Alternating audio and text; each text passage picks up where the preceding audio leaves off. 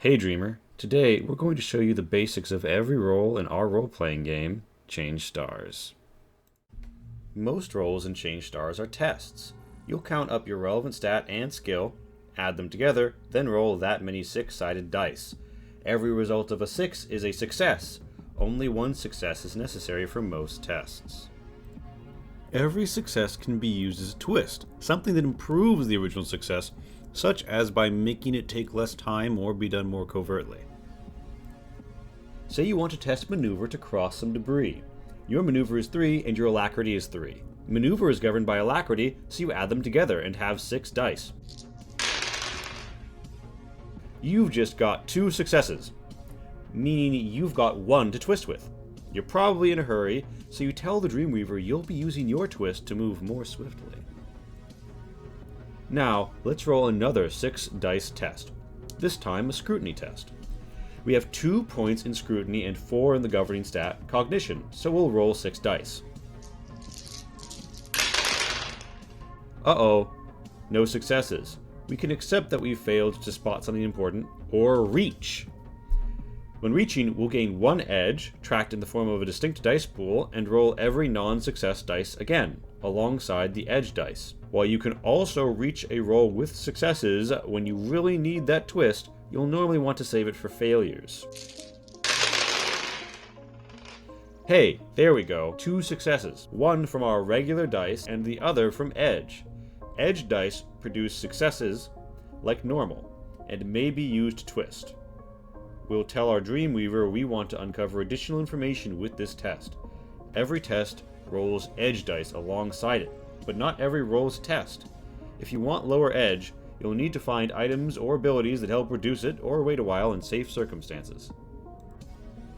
Edge and reaching are great. Why not reach all the time and get all of the edge? Well, there's a bit of a problem. Later on, we've still got 1 edge and make a 6-dice test, a communicate to talk someone down. Uh-oh, we've gotten 1 success, but the edge dice shows a 1. That makes it a shock result. For every 1 shown on an edge dice, this is an additional level of shock. In this instance, we only have a level 1 shock to worry about. We still succeed, but the shock means that we cannot reach this test, and the Dreamweaver will narrate the consequence of this shock to us, likely gaining more edge, dropping items, or creating further complications with the person we just successfully talked down. When things get tense, you may need to engage in a bit of a scrape to de-stress the sheets of fate. All weapons have 2 stats in common, the mod and the damage. The mod, or modifier, indicates how many additional dice to add to a melee or ballistics test with that weapon. The damage stat determines how much damage the weapon's initial success deals. There are a unique set of twists available for ranged attacks, melee attacks, blocking, and dodging. Your Dreamweaver may also encourage creating your own. Reference them if you're getting into a tussle. One twist that's always available to attacks and may be used an unlimited amount of times is dealing 1 extra damage. If you twist for as much or more extra damage than your ranged weapon's ammo stat though, you'll be out of ammo and need to reload. So far, we've been talking about tests, but there's another type of role in ChangedStars, the utility role. These roles don't add edge and usually have no relationship with the character's statistics. The 3 major types are armor, resource, and hazard rolls. Hazards are mostly rolled by the Dreamweaver, with a major exception of players using explosives. Armor rolls function just like a test, except you don't add edge or reference stats or skills. Instead, you roll your armor. If this armor roll is being listed by an attack with an AP quality, remove that many dice from the pool before you roll. Here, we roll 2 6s. That means 2 successes, which means 2 less points of damage. Resource rolls are like edge dice, but rather than tracking success 6s and shock 1s, you only take note of the rolls of a 1. Standard resource rolls call for you to roll as many dice as you have of the resource and check for the presence of any 1s. How many does not matter. If any were rolled, reduce the resource's total amount by 1.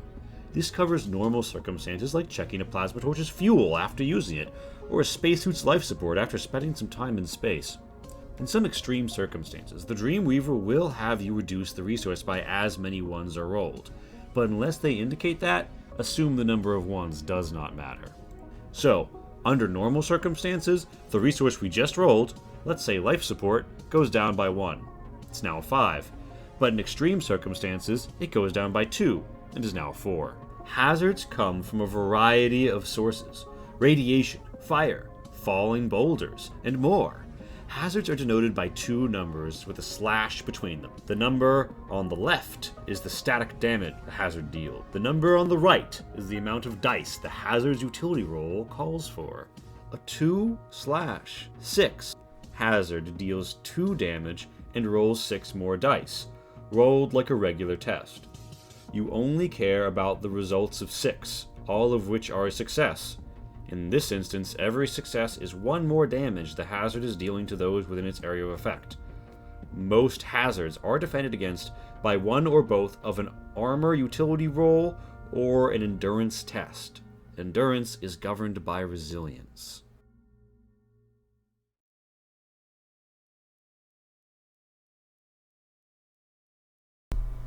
Hey Dreamers, Lee here with Diesel Shot. This has just been a small primer on the basics of playing the game of Changed Stars. If you'd like to know more, check the description for a link to the quick start.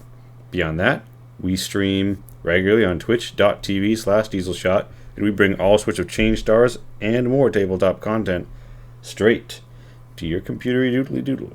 So, come out, check us out, and with a generic call to action, like, comment, subscribe, but also don't forget to tell us one thing you liked, one thing you didn't like, and one thing you'd like to see more of in the comments.